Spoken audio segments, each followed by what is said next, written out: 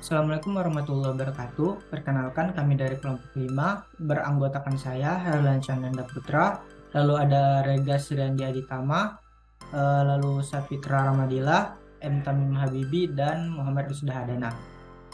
Di sini saya akan menjelaskan mengenai bab 4 di bagian library. Jadi pada codingan ini terdapat 5 library yang digunakan. Yang pertama itu ada include fbr io.h. Eh, Nah, ini tuh adalah sebuah library dalam file header yang berfungsi untuk mengakses instruksi pada per IO microcontroller FPR. Lalu selanjutnya ada include stdio.h, yaitu adalah sebuah library dalam file header yang berfungsi agar kita dapat mengakses fungsi-fungsi dasar pada program C. Selanjutnya ada define fcpu 1 Nah, ini tuh berfungsi untuk mengatur frekuensi clock pada microcontroller FPR sebesar 1 juta UL atau 1 MHz. Selanjutnya ada define baud 4800. Nah, ini tuh berfungsi untuk mendefinisikan nilai baud rate sebesar 4800. Nah, selanjutnya kode ini tuh berfungsi untuk menghitung nilai baud rate. Mungkin itu saja. Bagian selanjutnya akan dijelaskan oleh teman saya Regas. Baik, selanjutnya saya akan menjelaskan bagian nomor 2, yaitu void ADC init. Ini adalah fungsi void baru untuk membuat inisialisasi ADC. Lalu ada addMux sama dengan 0 kurang dari ref 1. Nah, itu sendiri addMux sendiri itu adalah fungsi sebagai register yang digunakan untuk mengatur mode referensi ADC. Lalu 0 kurang dari ref 1 atau 1 kurang dari ref 0 itu gunanya untuk mengatur mode referensi ADC. Nilai 0 dan nilai 1 itu mengatur mode referensi. Pada baris ini nanti mode referensi diatur ke AVCC sebagai sumber referensi positif dan ref sebagai sumber referensi negatif. Lalu baris selanjutnya ada ADCSRA, itu barisnya untuk mengatur ADC lainnya. Nah, yang 1 kurang dari aden itu digunakan untuk mengaktifkan ADC sehingga ADC siap digunakan. Kalau 1 kurang dari ADPS 2 dan 1 kurang dari ADPS 1 itu untuk mengatur prescalernya, untuk membagi frekuensi clocknya sehingga ADC dapat bekerja dengan presisi yang sesuai. Lalu ada void user init, itu untuk membuat fungsi void baru untuk inisialisasi user. Nah, lalu ada ubrrh, itu adalah baris ini berfungsi untuk mengatur nilai ubrrh, yaitu user baud rate register high byte dengan nilai tertentu yang dihitung dari nilai baud rate-nya yang mungkin telah didefinisikan sebelumnya. Nilai ini mempengaruhi kecepatan komunikasi serial baud rate. Lalu yang ubrrl atau user baud rate register low byte dengan nilai baud rate ini juga mempengaruhi nilai kecepatan komunikasi serial atau usernya. Lalu UCSRB ini adalah user control dan N status register B di port B. Nah, kalau 1 kurang dari RxEN itu digunakan untuk mengaktifkan penerimaan user atau receiver enable. Kalau 1 kurang dari TXEN itu digunakan untuk mengaktifkan pengiriman user atau transmitter enable. Nah, lalu ada baris selanjutnya. Ini baris yang mengatur register di UCSRC atau user control dan status register C.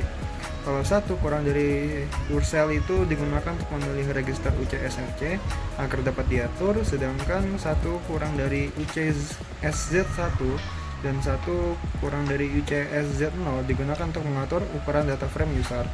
Nah, dalam hal ini mungkin diatur ke 8 bit data frame. Oke, baik, selanjutnya untuk fungsi ADC read, ini digunakan untuk membaca data dari ADC.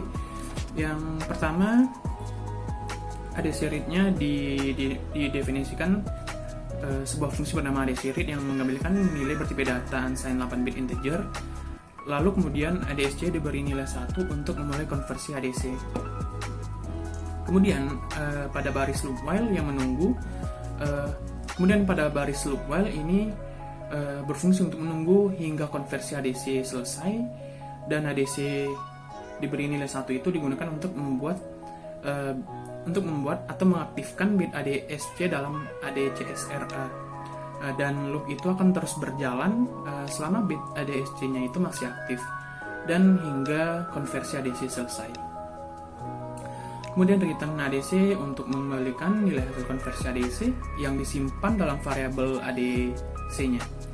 Kemudian ada fungsi user transmit, ini digunakan untuk mengirim data melalui UART.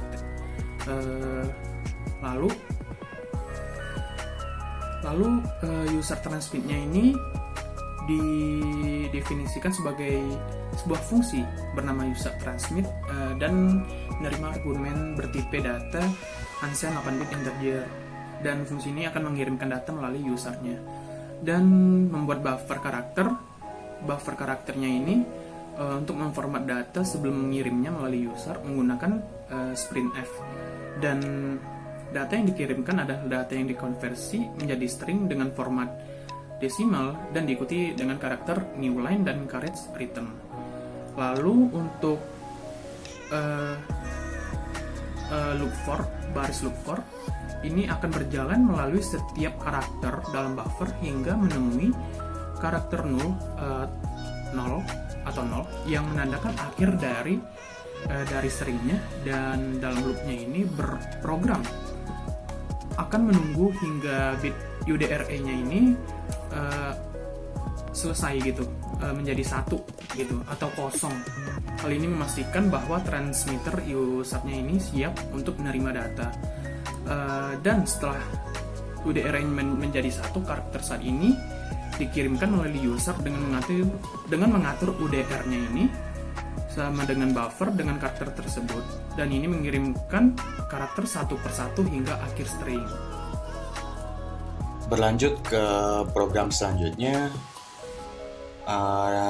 di sini saya akan menjelaskan bagian deklarasi. Jadi pertama di sini adalah int main void. Ini adalah deklarasi fungsi utama main. Fungsi main ini adalah titik masuk utama untuk program C atau C++. Lalu program ini akan dimulai pada baris ini. Terus unt8_t data ini adalah deklarasi variabel data dengan tipe data uint_t yang biasanya digunakan untuk mewakili bilangan bulat tanpa tanda 8 bit.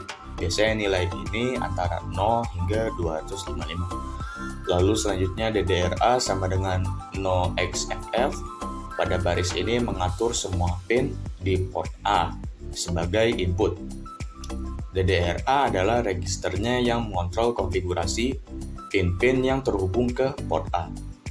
Lalu selanjutnya port A sama dengan 0x00. Pada baris ini mengatur semua pin di port A menjadi logika rendah sama atau 0. Port A adalah register yang mengontrol nilai keluar pada pin-pin di port A. Lalu selanjutnya ada DDRB sama dengan 0xff. Pada baris ini mengatur semua pin di port B sebagai output. Nah, DDRB adalah register yang mengontrol konfigurasi pin-pin yang terhubung ke port B. Selanjutnya ada port B sama dengan 0xff. Nah, pada baris ini mengatur semua pin di port B menjadi logika tinggi atau bernilai 0. Nah, port B ini adalah register yang mengontrol nilai keluar pada pin-pin di port B. Selanjutnya ada ADC init. Pada baris ini dapat memanggilkan fungsi ADC init yang diasumsikan akan memberikan inisial perangkat konversi analog ke digital atau ADC untuk penggunaan lebih lanjut dalam programnya. Selanjutnya adalah usart init. Pada baris ini dapat memanggilkan fungsi usart init yang diasumsikan akan memberikan inisial modul komunikasi serial UART atau usart untuk penggunaan lebih lanjut dalam programnya. Baik, berikutnya ada kode program yang dimana akan berisi program loop. Yang pertama itu adalah loop while, yang dimana loop ini akan terus berjalan selamanya karena kondisinya selalu benar atau satu. Yang kedua ada data sama dengan ADC read, ya ini merupakan kode untuk memanggil fungsi dari pembaca ADC, yang dimana fungsi ini digunakan untuk membaca data dari ADC dan menyimpannya dalam variabel data. Selanjutnya ada user underscore transmit data. Ini merupakan kode program untuk memanggil fungsi dari user transmisi. Fungsi ini digunakan untuk mengirimkan data yang sudah dibaca dari ADC melalui user ke serial monitor. Selanjutnya adalah serangkaian pernyataan if else, yang dimana if else ini akan memeriksa nilai data dan mengendalikan output pada port B berdasarkan kisaran nilai datanya. Seperti contoh, if data kurang dari sama dengan 10, maka port B akan disetting sama dengan not 1.